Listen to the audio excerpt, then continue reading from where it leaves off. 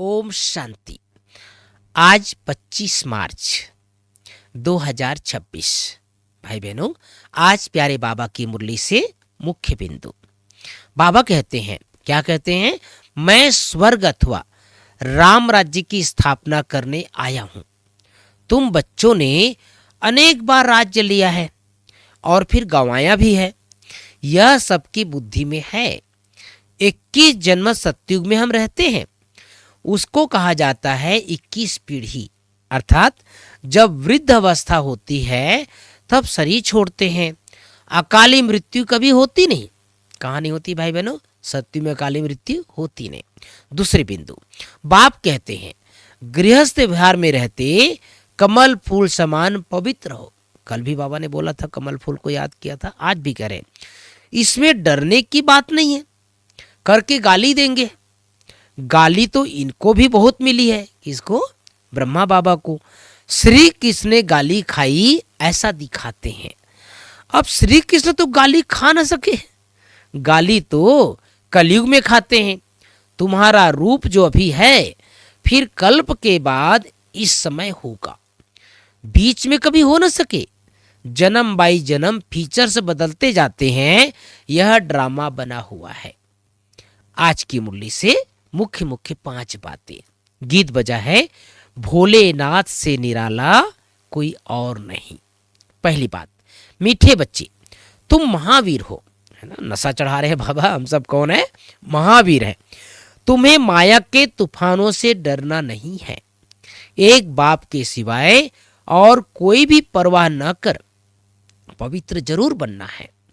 दूसरी बात, आज प्यारे बाबा की मुरली में प्रश्न, बच्चों में कौन सी हिम्मत बनी रहे तो बहुत उच्च पद पा सकते हैं। उच्च पद पाने के लिए सबसे पहले बाबा ने कहा हिम्मत, लेकिन कौन सी हिम्मत? उत्तर है श्रीमत पर चलकर पवित्र बनने की। भल कितने भी हंगामे हो, सितम सहन करना पड़े, लेकिन बाप ने जो पवित्र बनने की श्रेष्ठ मत दी है उस पर निरंतर चलते रहें तो बहुत उच्च पद पा सकते हो। किसी भी बात में डरना नहीं है। कुछ भी होता है तो एक शब्द बाबा ने का याद रखना है, नथिंग न्यू। तीसरी बात, सदा बाप समान बनने की हिम्मत रखनी है। बाप पर पूरा वारी जाना है। किसी बात में डरना नहीं है और साथ में पवित्र जरूर बनना है। आज प्राणेश्वर बाबा की मुरली में वरदान, समस्याओं को चढ़ती कला का साधन अनुभव कर सदा संतुष्ट रहने वाले शक्तिशाली भाव। समस्याओं को चढ़ती कला का साधन अनुभव कर सदा संतुष्ट रहने वाले शक्तिशाली भाव। पांचवी बात, स्लोगन है स्वस्थिति में स्थित रहकर सर्व परिस्थितियों को पार करना ही श्रेष्ठता है। तो भाई बहनों, आज प्यारे बाबा ने पूरी मुरली में विशेष अंडरलाइन कराया है कि हम जो भी इस समय पाठ बजा रहे हैं और सत्युग में जाएंगे, वो पहली बार नहीं जा रहे हैं और पहली बार पाठ नहीं बजा रहे हैं। बाबा ने याद दिलाया, बच्चे अनेक बार राज्य लिया है और गंवाया भी है ना? कई जो व्यक्ति पहली बार कोई काम करता है तो लगता है मैं पहली बार कर रहा हूँ, लेकिन जब बार बार करने लग जाता है तो उनके लिए जैसे लगता है ना बायां हाथ का खेल है।